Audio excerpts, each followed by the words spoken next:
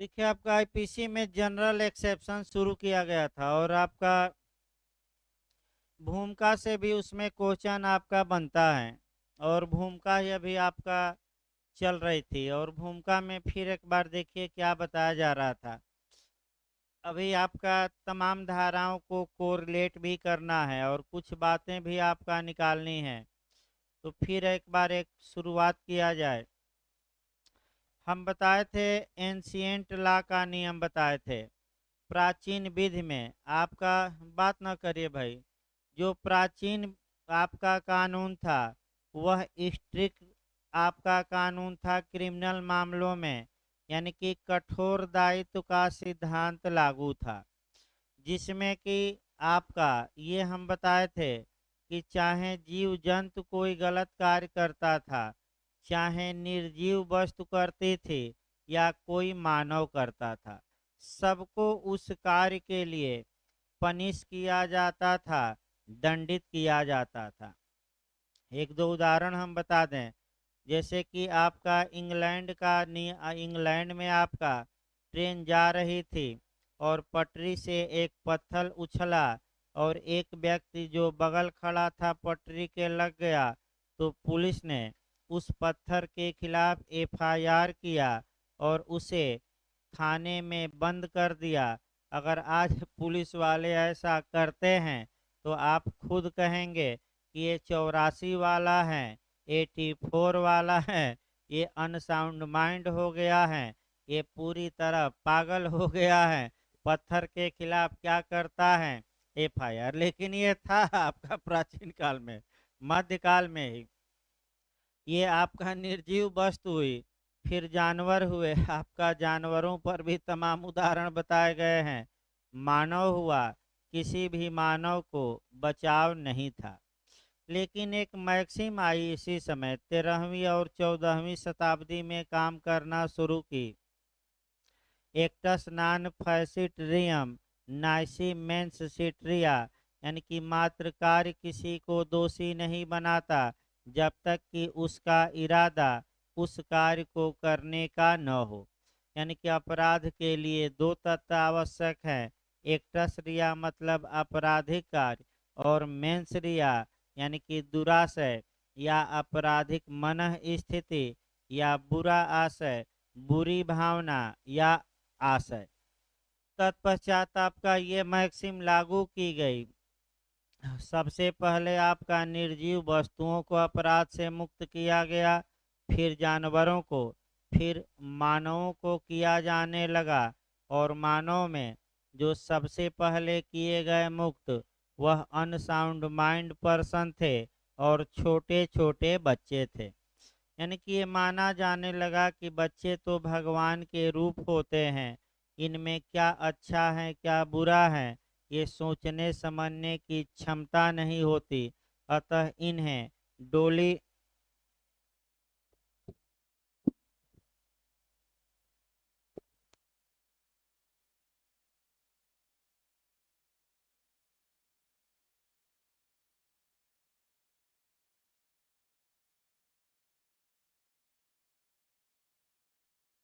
देखिए डोली इनकैपेक्स इनको कहा जाने लगा।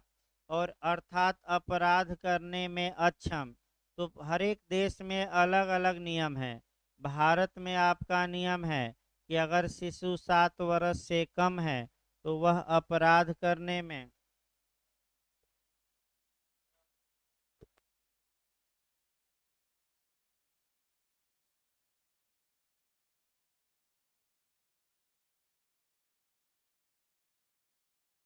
ये जहाँ तक भारत की बात है 7 वर्ष से कम आपका बच्चा रखा गया है। कई देशों में अलग अलग है, आपका ये नहीं कि सेम ही मिल जाएगी। फिर आपका बताया गया था कि आपका जनरल एक्सेप्शन क्यों रखे गए। तो हो सकता है कि कोई व्यक्ति अपराध तो किया हो लेकिन उस अपराध को करने का उसका इंटेंशन न हो। तो इंटेंशन न होने के कारण जिन लोगों को बचाव दिया जाता है, यानी कि उनको दंडित नहीं किया जाता, उनका उल्लेख हम बताए थे 76 से लेकर 95 तक में किया गया है। यानी कि धारा 76 से लेकर 95 तक में सामान्य बचाव है, जिसमें कि आपका आपराधिक कार्य व्यक्ति करता है, यानी कि एक्टस रिया होती है, लेकिन आपका जो दूसरा तत्व है मेंस रिया का अभाव होता है। अतः व्यक्ति अपराध करने के बावजूद भी बचाव का क्या होता है, हकदार। इसके बाद 96 से लेकर 106 बताया गया था। इसमें प्राइवेट डिफेंस दिया गया है, और प्राइवेट डिफेंस में बचाव इसलिए दिया जाता है कि व्यक्ति का जो कार्य था जस्टिफाई था, अर्थात न्यायोचित था, न्यायानुमोद्य था, उचित था, इसलिए व्यक्ति को बचाव दिया जाता है। जैसे कि आपका विश्वनाथ बनाम उत्तर प्रदेश राज्य का एक केस सेट कर लिया जाए, जो पूछा जाता है अपहरण पर पूछा जाता है। विश्वनाथ बनाम उत्तर प्रदेश राज्य का केस लीडिंग केस है आपका एबडक्शन पर, अपहरण पर। इसमें यह हुआ कि एक औरत अपने मायके गई थी, फिर आपका उसके पति पहुंचते हैं, वह औरत अपनी ससुराल जाने से इनकार करती है, तो पति महोदय उसका बाल पकड़कर और हाथ पकड़कर घसीटने लगते हैं। साले साहब को ये विश्वास हो जाता है कि जीजा हमारी बहन को अपहरण करके ले जाएंगे। साले ने जीजा पर वार किया, जीजा पहुंच गए ऊपर, साले पर 302 का मुकदमा चला, मामला सुप्रीम कोर्ट गया। साले ने ये तर्क लिया कि जब हमें युक्त युक्त आशंका हो गई कि हमारी बहन का एबडक्शन कर लिया जाएगा जीजा जी द्वारा, तो हमने जीजा पर प्रहार किया, मारकर कोई गलत काम नहीं किया, हमारा कार्य उचित था। अतः सेक्शन 100 में आईपीसी का हमें क्या दिया जाए, बचाव, और बचाव मिला। यानी कि इसका मतलब कि इस धारा 96 से लेकर 106 तक जो धाराएं हैं वह कब अप्लाई होगी, कब बचाव मिलेगा, तो क्या दिखाया जाता है, कार्य का जस्टिफाई होना। अब क्वेश्चन का मॉडल देखिए, बताया गया था, फिर हम दोहरा रहे हैं, आपका कई राज्य ये बना चुके हैं। अगर पूरा पूछे कि अध्याय 4 में बचाव का बेस क्या है, क्यों अपराध अभियुक्त को बचाव मिलता है, दे देगा पहला ऑप्शन दुराशय की अनुपस्थिति, सेकंड दे देगा कार्य का न्यायोचित होना या जस्टिफाई होना, तीसरा देगा दोनों, इनमें से कोई नहीं। यानी कि अध्याय 4 पूछ रहा है, मतलब 76 से 106 पूछ रहा है, तो दोनों मार कर आइए। यानी कि कुछ में दुराशय का न होना और कुछ में कार्य का क्या होना, जस्टिफाई। अगर यही क्वेश्चन आपका तोड़ कर आए तब भाई ऑप्शन अलग अलग मारना है। अगर ये आए कि सामान्य बचाव का मतलब 76 से कहाँ तक, 95 तक पूछे कि इसमें बचाव का आधार क्या है, सेम ऑप्शन दे, तो आप दोनों न मारिएगा। क्या मारेंगे, आपराधिक मनः स्थिति की अनुपस्थिति, या मेंसरिया का न होना, या आशय का अभाव, या दुराशय का न होना, यानी कि मेंसरिया का न होना। और यही आपका पूछ ले कि प्राइवेट प्रतिरक्षा में बचाव का बेस क्या है, यानी कि 96 से लेकर 106 तक पूछना चाहता है, तो उसमें बचाव का आधार क्या है, तो कार्य का जस्टिफाई होना, यानी कि कार्य को क्या दिखाया जाता है, उचित। भाई इसमें दुराशय नहीं, क्या दिखाना है, कार्य का क्या होना, जस्टिफाई। फिर एक बार सतर्क रहिए, एक मॉडल बन चुका है, गलत ना हो, 3 मॉडल से हमने क्वेश्चन बनाया। अगला ये मॉडल देखा जाए, इस पर आपका एक आपका अपवाद होता है जनरल और एक स्पेसिफिक होता है। एक साधारण अपवाद होता है और दूसरा जो अपवाद होता है वह विशिष्ट अपवाद होता है। यहाँ से बिहार ज़्यादा मॉडल बनाया है और 499 में हम एक बार फिर बताएंगे जो नया मॉडल बन सकता है। ध्यान से देखिए आपका भाई, अगर जनरल एक्सेप्शन है, सामान्य अपवाद है, इसका मतलब ये हुआ कि वह सभी अपराधों में बचाव के रूप में मान्य है। यानी कि अभी हम तोड़ेंगे किन अपराधों में यानी कि सभी अपराधों में सामान्य अपवाद को अभियुक्त बचाव के रूप में प्रस्तुत कर सकता है, चाहे वह आईपीसी के तहत अपराध हो, विशेष विधि के तहत हो या स्थानीय विधि के। तो जनरल एक्सेप्शन कहाँ से कहाँ तक दिए गए हैं? 76 से लेकर 106 तक, ये सब में लागू है। फिर आपका एक एक्सेप्शन होता है स्पेसिफिक या विशिष्ट अपवाद या विशेष अपवाद, स्पेशल एक्सेप्शन। स्पेशल एक्सेप्शन जो होते हैं वे सभी अपराधों में बचाव के रूप में प्रयुक्त नहीं किए जाते, वह केवल उसी में बचाव उसका लिया जाता है जिस अपराध का वह अपवाद होता है। जैसे सबसे उत्तम उदाहरण, दो उदाहरण आपको बताया जाए। एक तो धारा 300 आईपीसी में 5 एक्सेप्शन है, इनका बचाव अभियुक्त ले सकता है और लेता है तो केवल किस मामले में लेगा? हत्या के मामले में या आपराधिक मानववध में, सभी में नहीं। फिर दूसरा सबसे उत्तम उदाहरण है इसका आपका आईपीसी का धारा 499, जिसमें कितने एक्सेप्शन हैं? 10। तो अब पूछा जाएगा कि ये जो 10 अपवाद दिए गए हैं ये साधारण अपवाद हैं कि विशिष्ट अपवाद की दोनों? तो आप क्या मारेंगे, ये 10 कैसे अपवाद हैं? ठीक बता रहे हैं भाई, विशिष्ट अपवाद। इन 10 अपवादों का बचाव किन अपराधों में लिया जा सकता है? सभी अपराधों में, केवल मानहानि के मामलों में, दोनों में, इनमें से कोई नहीं। तो दोनों ना मारिए, किसमें? केवल मान है। अब अगला क्वेश्चन देखिए, आपका जनरल एक्सेप्शन तो आपका सभी में लिया जा सकता है, यानी कि मानहानि के मामलों में अभियुक्त अब दो प्रकार का बचाव लेगा।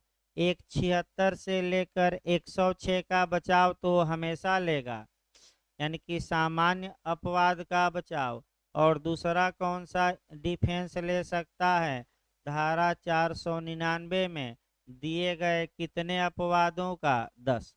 तो पूछ सकता है कि मानहानि में बचाव लिया जा सकता है केवल सामान्य अपवाद का, यानी कि 76 से 106, केवल विशिष्ट अपवाद यानी कि 10 अपवाद, दोनों का, इनमें से कोई नहीं। तो क्या मार कराएंगे? दोनों, क्योंकि जनरल एक्सेप्शन का तो हमेशा हर एक अपराध में लिया जाएगा और स्पेशल का केवल और केवल उसी अपराध में। तो बिहार का एक क्वेश्चन अलग से बनाया जाए। बिहार में जो क्वेश्चन आपका बनता है अपकृत विधि में, कि जो कंट्रीब्यूटरी नेग्लिजेंस है, योगदायी उपेक्षा है, यह एक है। सामान्य बचाव, सामान्य प्रतिरक्षा है, विशिष्ट प्रतिरक्षा है, प्रतिरक्षा नहीं है, इनमें से कोई नहीं। तो कंट्रीब्यूटरी नेग्लिजेंस, योगदायी उपेक्षा एक विशिष्ट बचाव है और केवल सभी अपकृतियों में मान्य नहीं है। तो किस टाट में बचाव लिया जाएगा? नेग्लिजेंस के या उपेक्षा के? तो तुरंत दिमाग में लगाइए भाई, जो लोग एलएलएम दे रहे हैं कि उपेक्षा को एक स्वतंत्र अपकृत्य किस केस में माना गया, तो डोनोग बनाम स्टीवेंसन। जज का नाम भी पूछा गया है, लॉर्ड एटकिन थे। फिर बिहार ने बनाया कि पड़ोसी की परिभाषा किसने दी? तो लॉर्ड एटकिन ने दी। किस केस में? डोनोग बनाम स्टीवेंसन, घोंघा वाला केस। ना है तो उपनाम भी आजकल पूछ रहा है, मृत घोंघा पाया गया था। फिर बैक हो ये आपका आईपीसी में भाई, यानी कि बताने का मतलब ये रहा इतना उदाहरण कि अपवाद दो प्रकार के होते हैं, एक जनरल या सामान्य और दूसरा विशिष्ट। सामान्य अपवाद का बचाव सभी अपराधों में, जबकि विशिष्ट का केवल किसमें लेंगे, जिसका वह स्पेशल तौर पर क्या होता है, अपवाद। अब आइए आपका आगे इसके बढ़ा जाए। इसके आगे आपका सामान्य अपवादों के लिए आपका बताया गया इसमें कितनी सजा है, तो ये सजा वाली धाराएं नहीं चलेंगी, ये बचाव वाली धाराएं चलेंगी। तो इसमें कोई दंड नहीं है। अब अगला एक एक सेक्शन को रिलेट किया जाए। सबसे पहले हम देखते हैं एविडेंस को। एविडेंस की धारा 105 पढ़कर जाइएगा। बिहार में पूछा भी गया था। 105 की पहले विशेषता देखिए साक्ष्य अधिनियम की। साक्ष्य अधिनियम की धारा 105 केवल और केवल क्रिमिनल मामलों में लागू होती है, अर्थात केवल आपराधिक मामलों में। पहला क्वेश्चन याद रखना, केवल किस मामले में, तो भाई आपका आपराधिक मामलों में। जो दूसरा क्वेश्चन आपका बन सकता है यहाँ कि 105 के तहत आपका ये जो जब अभियुक्त ये चाहता है कि उसका मामला किसी साधारण अपवाद में सेट हो जाए, यानी कि 76 से लेकर 106 में, या किसी विशिष्ट अपवाद में सेट हो जाए, अर्थात उदाहरण 499 आईपीसी के कितने अपवादों में, 10 में कहीं, या किसी परंतुक में सेट हो जाए, या दंड की कम मात्रा में सेट हो जाए इत्यादि। जैसे कि आपका अपवाद में एक और हम देख सकते हैं कि अगर अभियुक्त चाहता है कि उसका मामला आईपीसी की धारा 300 में दिए गए 5 अपवादों में कहीं सेट हो जाए, तो ये बात कोर्ट में प्रूफ करने का दायित्व, साबित करने का दायित्व किस पर होगा, अभियुक्त पर ही। भाई किस पर होगा, यानी कि अगर अभियुक्त चाहता है कि हमने प्राइवेट प्रतिरक्षा में इनकी मृत्यु कारित की है, तो ये बात कोर्ट में साबित करना किसका दायित्व होगा, अभियुक्त का। ये कौन सी धारा एविडेंस की बताती है, 105। ये याद रखिए, यानी कि जितने अपवाद हमने बताए ये किसको साबित करना पड़ेगा, एक्यूट को। अब आईपीसी की कम से कम आपका 4 धाराएं पढ़िएगा। माने 4 धाराएं आपका आईपीसी में फिर बैक हो आ जाए जनरल एक्सेप्शन में। एक धारा 6 पढ़िएगा, फिर धारा 40 पढ़ना है, फिर 41 और फिर कौन सी 42। धारा 6 बताया गया था। 2-3 क्वेश्चन यहाँ पूछ सकता है। पहला क्वेश्चन धारा 6 पे एक बार समझिए 1 मिनट, तब आपका इसमें 1-2 क्वेश्चन बनता है वो निकाला जाए। सेक्शन 6 ये बताता है कि जो ये 76 से लेकर 106 तक में साधारण अपवाद दिए गए हैं, ये सभी अपराध की परिभाषाओं में, दंड में, परंतुक में इत्यादि में, अब उतना नहीं जाना है, ये सम्मिलित माना जाएगा, ये लिखा हुआ माना जाएगा, भले उन धाराओं में इन्हें दोहराया न गया हो।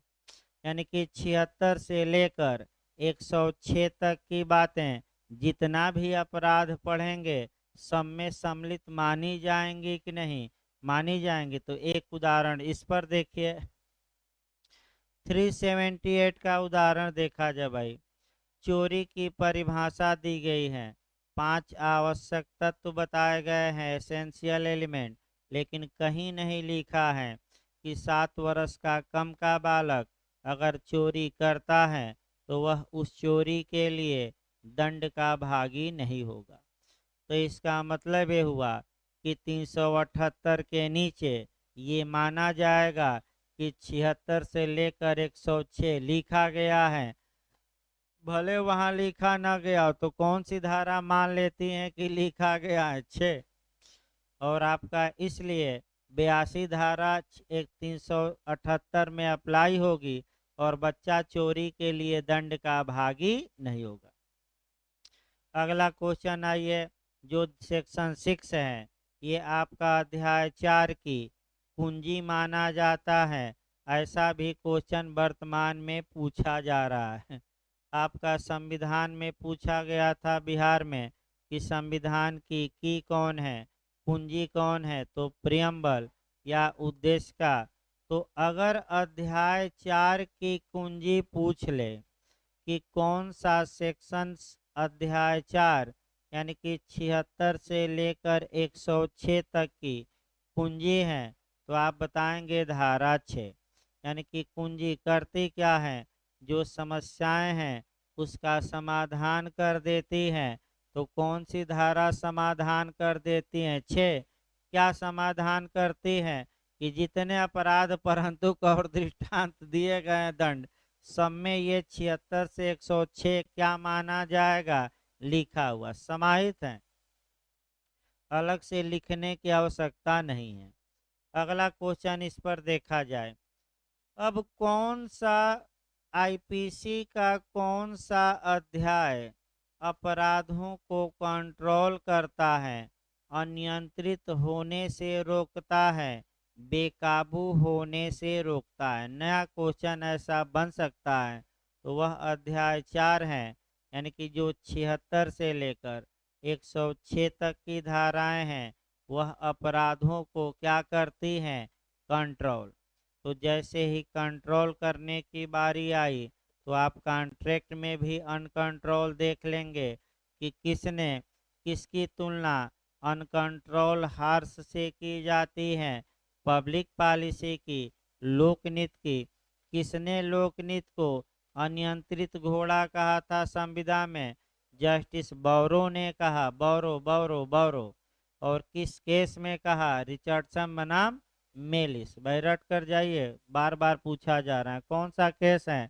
रिचर्डसन बनाम मेलिस। फिर बैक होइए, तो अध्याय 4 की कुंजी पूछ ले कौन सी धारा? 6 राज खोल देगी। कौन सा अध्याय पूरे अपराधों को कंट्रोल में रखता है? 4। अगला नियम आइए, चूंकि इनका बचाव अपराधों में लिया जा सकता है, ऑफेंस में, तो तुरंत अब अपराध पर हमें आना है। और अपराध को आईपीसी की किस धारा में क्लियर किया गया है? 40 में। अपराध का मतलब क्या हुआ? जो आईपीसी के तहत हो, जो विशेष विधि और जो स्थानीय विधि।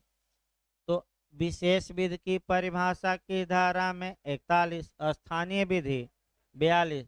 तो अब जो नया मॉडल एचजीएस में पूछा जा रहा है झारखंड में कि सामान्य अपवाद का बचाव लिया जा सकता है केवल आईपीसी के तहत अपराधों में, विशेष विधि के तहत अपराधों में, स्थानीय विधि के तहत अपराधों में, उपर्युक्त सभी में। तो क्या मार कर आएंगे?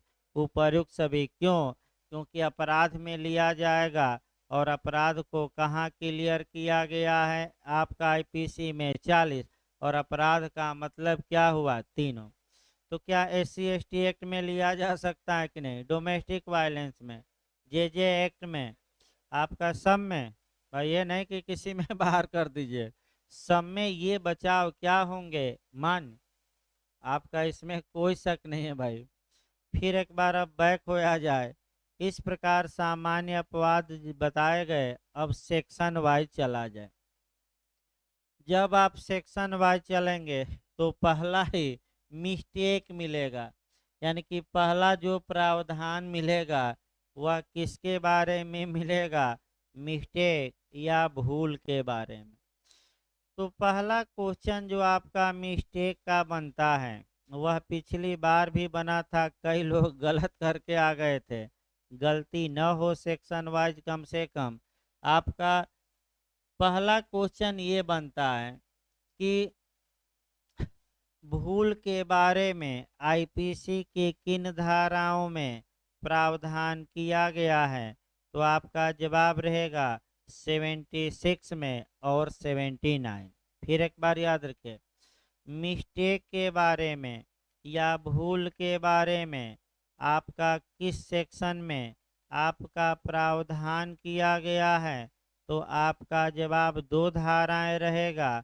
अभी हम भूल बताएंगे, पहले कोरिलेट कर लिया जाए तब, थोड़ा समय लगता है ये इन धाराओं में। आपका 76 याद रखना है और 79।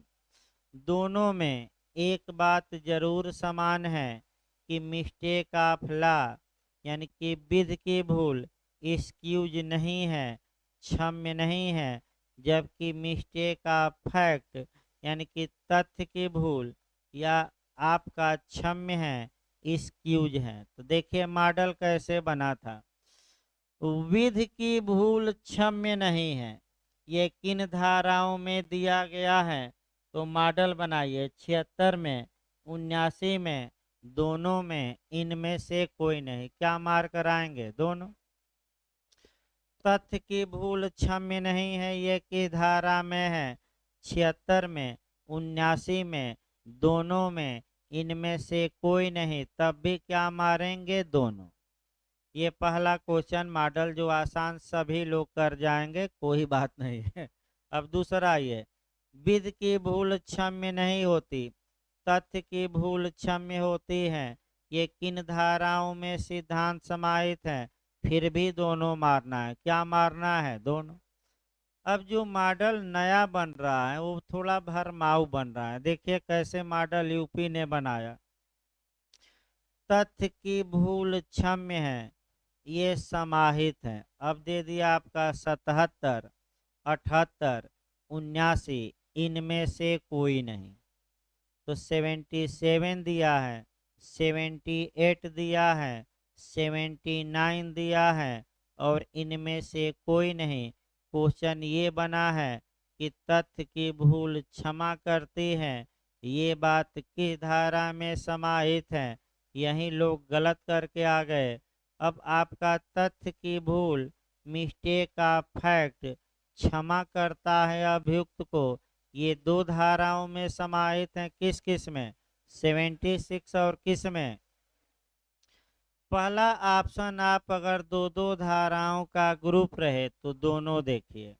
अगर दो दो धाराओं का ग्रुप न रहे तो केवल कितनी धारा खोजेंगे? एक। क्या इस ऑप्शन में कोई एक धारा है कि नहीं है? और कौन सी धारा है? 79। तो आप क्या मार्क कराएंगे? 79। अगर यहीं आपका इन और ज़्यादा लोग मार कर आ गए थे, इनमें से कोई नहीं। अरे भाई कम से कम एक है तो उसी को मारिए। जैसे बिहार में भी ये लोग गलती किए थे, बार बार बताने के बावजूद भी। आपका जैसे कि टीपीए में गलती बिहार में लोग कर बैठे थे, नेमो डेट कोड नॉन हैबिट, यानी कि कोई भी व्यक्ति अपने से उत्तम या अच्छे स्वत्व या हक का ट्रांसफर नहीं कर सकता, यानी कि जिसके पास जितना है उतना ही दूसरों को दे सकता है। इसका एक्सेप्शन कौन कौन सी धाराएं हैं? तो मैं तीन बता रहा था, 35, 41 टीपीए की और 43। उसमें केवल दो धारा आई थी, 41 और 43। तो एक दो अपना दिमाग लगा दिए कि सर तीन धारा बताए थे और इसमें तो कितना है? तो इनमें से कोई नहीं मार कर आ गए। अरे तीन बताया जाए तो तीन खोजिए, तीन न रहे तो कितना ऑप्शन में खोजिए? दो। दो न रहे तो एक, और इनमें कोई न रहे तीनों में से तो क्या मारिए? तो उसी तर्ज पर ये गलत होता है। आपका फिर एक बार नया मॉडल देखिए। अब विधि की भूल क्षम्य नहीं है, ये किस धारा में प्रावधानित है? देखिए फिर वही ऑप्शन, 77 हम पहला दे रहे हैं, दूसरा 78, तीसरा 79 और चौथा इनमें से कोई नहीं। तो 79 में ये सिद्धांत तो है ही कि विधि की भूल क्षम्य नहीं है, तो कौन सा मार्कर आइए? 79। अब देखिए फिर भरमाने वाला क्वेश्चन बनता है कि तथ्य की भूल क्षमा करते हैं, ये किन धाराओं में समाहित है?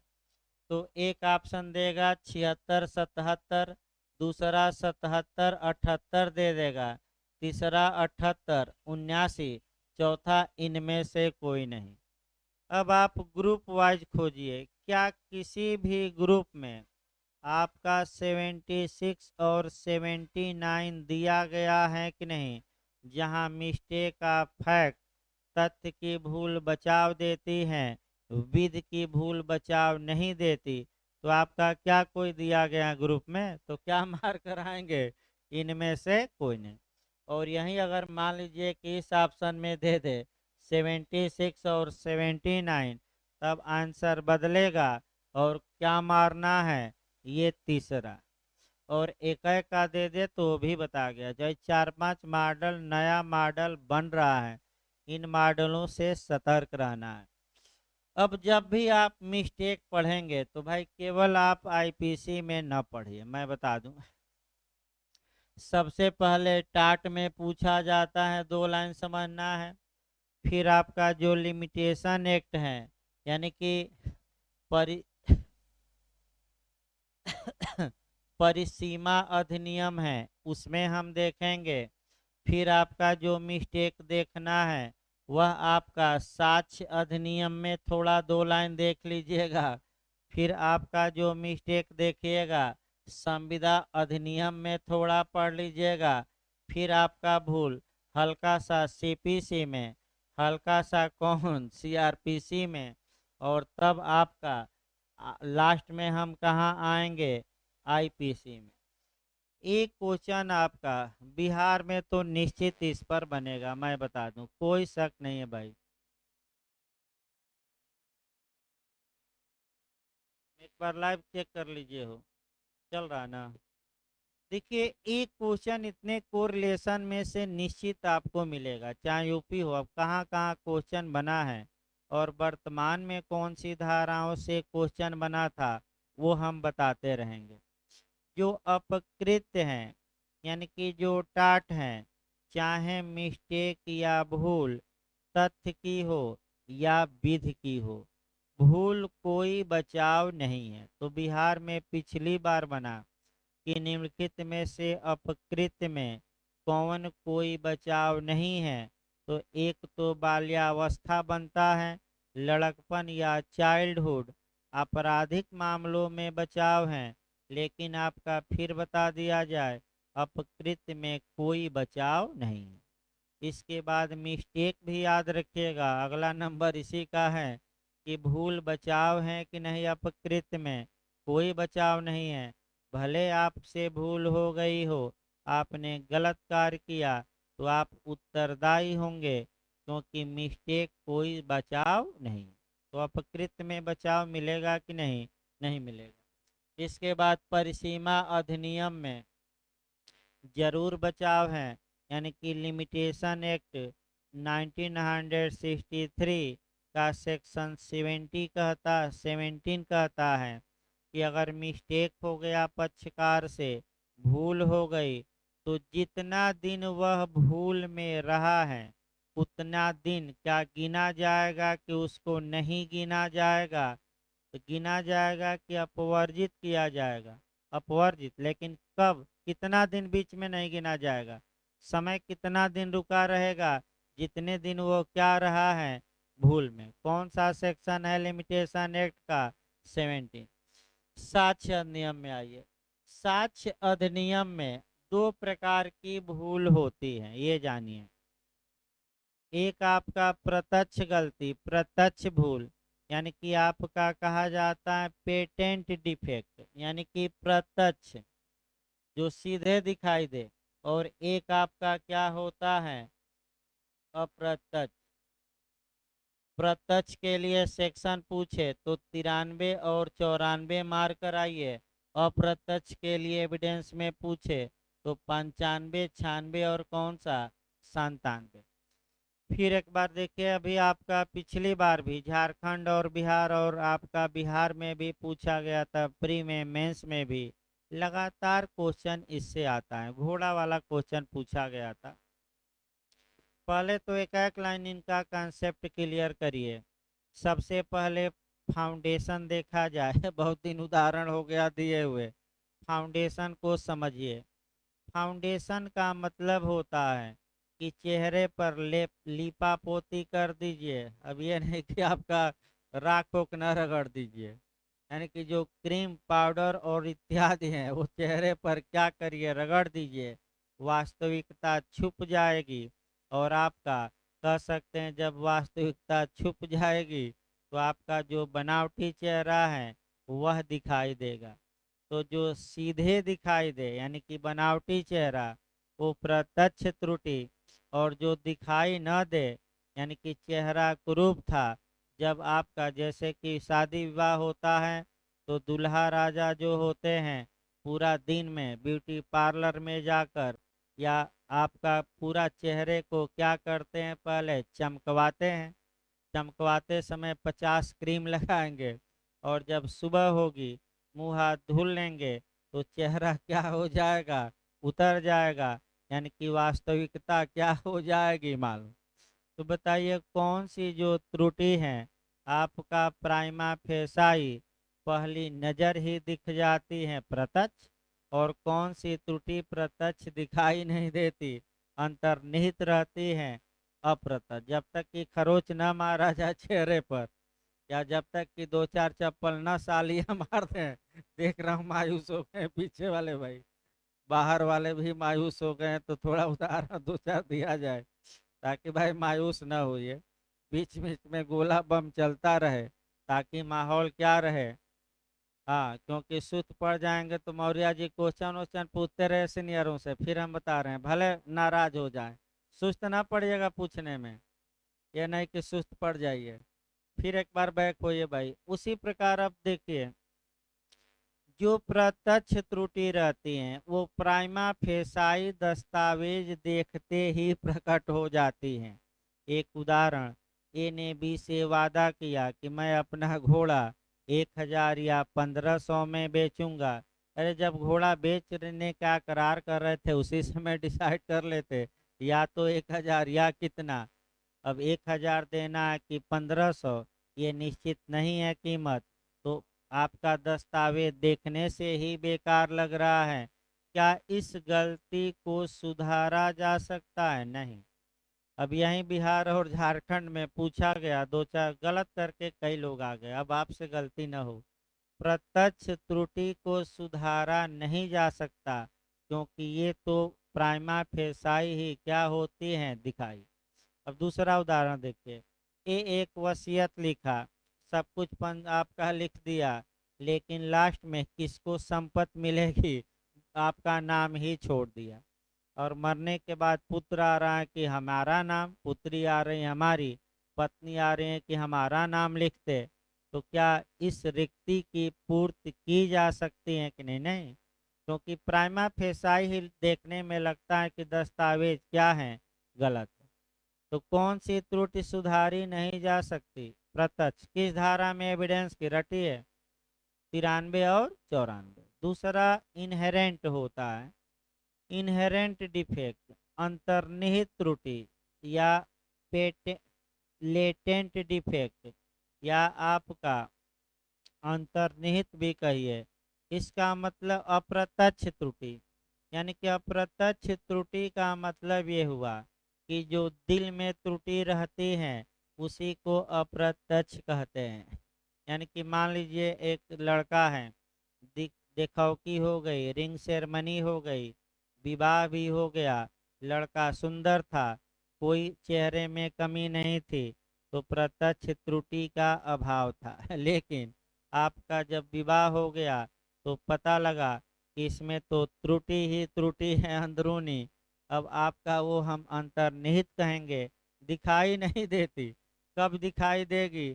तो एक उदाहरण देखिए, ए ने बी से वादा किया कि मैं तुम्हें अपना सफ़ेद घोड़ा 1000 में बेचूंगा। आप लोग बताइए क्या शब्दों में कहीं कोई कमी नजर आ रही है? नहीं। लेकिन जब उन शब्दों को धरातल पर लागू किया जाना हो, जब घोड़ा बेचने की बारी आई, तब पता लगा कि एक के पास दो सफेद घोड़े निकल गए। अब दो में से कौन बेचना चाहता था? तो ये इनहेरेंट त्रुटि थी आपका, और इसको सुधारने के कानून मौका देता है और इसको सुधारा जा सकता है कि नहीं, मौखिक साक्ष्य देकर सुधारा जा सकता है। अब ए ने कहा बी से कि चलो हैदराबाद चलेंगे। जब जाने की बारी आई तो दो हैदराबाद निकल गए। कि पाकिस्तान में जो इस समय है कि भारत में ये गलती अंतर्निहित है और इस गलती को क्या किया जा सकता है, सुधारा जा सकता है। इसका मतलब सामाजिक नियम निकला कि जो आपका माने वास्तविक आपका कमी है उसको सुधारा नहीं जा सकता, लेकिन जो मन में खोट है ब्रेन वॉश करके उसको क्या किया जा सकता है, सुधारा जा सकता है। ब्रेन वॉश मतलब लालीपाप देकर, यानी कि इसका मतलब कि समझा बुझाकर। तो आइए, आपका एविडेंस में भी हो गया। एविडेंस के बाद संविदा अधिनियम देखिए, यहाँ से पिछली बार जे में आया है, क्वेश्चन आया है संविदा अधिनियम में जो मिस्टेक है। संविदा अधिनियम में धारा 20 पढ़िएगा, 21 पढ़िएगा, 22 पढ़िएगा और एक धारा 72 पढ़िएगा। यानी कि कितनी धारा है मिस्टेक के बारे में, आपका 4 धारा। आइए, पिछली बार जो पूछा गया था सेक्शन आपका 22 से पूछा गया था यूपीजे में। आपका फिर एक बार एक एक लाइन बस बताया जाए।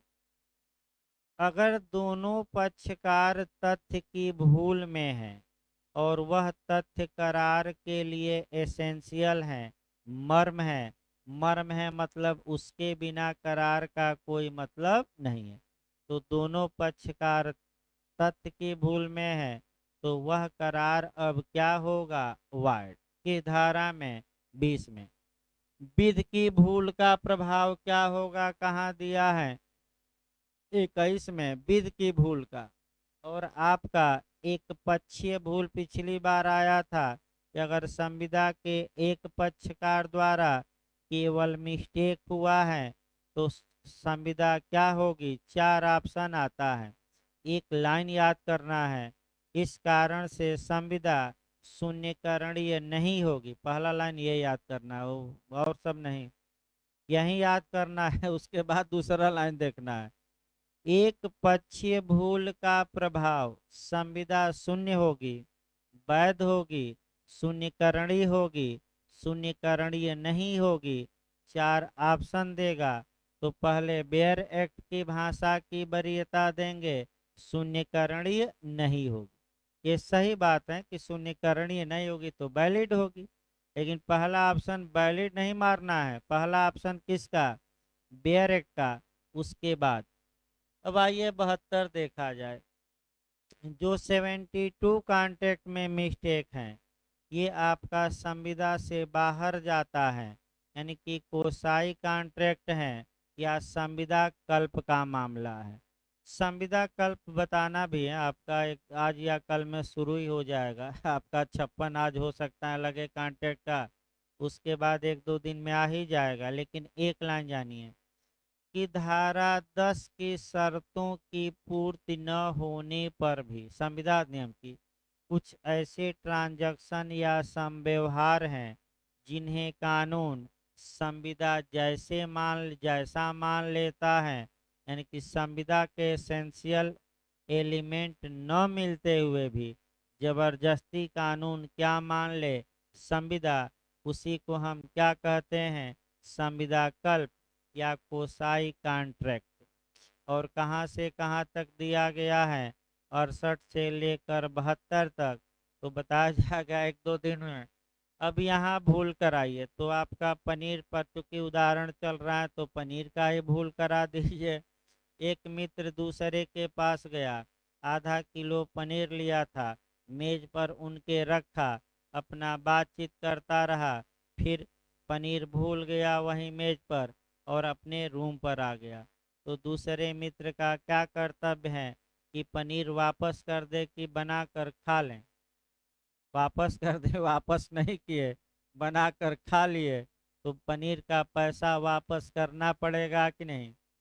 तो क्या संविदा हुई, नहीं, लेकिन भूलवश आपका क्या हुआ था, सामान छूट गया। जैसे कि 10 रुपया देना था, भूलवश एक आदमी 20 रुपया दे दिया, तो अपना 10 रुपया क्या करेगा, 5 बोरी गेहूं देना था, भूल से 6 बोरी दे दिया, तो एक बोरी वापस पाने का वह क्या है हकदार, भले एक बोरी के बारे में कोई कॉन्ट्रैक्ट, क्योंकि ये जो बताया जाएगा 68 से 72 ये संविदा से क्या है, बाहर। तो ये आपका भूल हो गई। आगे देखिए आपका, इसके बाद आपका संविदा अधिनियम के बाद आपका और 2-3 कानून देखिए एक एक लाइन, ताकि एकदम बिल्कुल कंसेप्ट क्लियर रहे। आपका सीआरपीसी में पिछली बार ही क्वेश्चन बना, यानी कि 5-6 क्वेश्चन आज बताए गए, जो अभी तत्काल आपका मैंने कई आयोगों ने बनाया बनाया है। अभी आपका 362 आई है।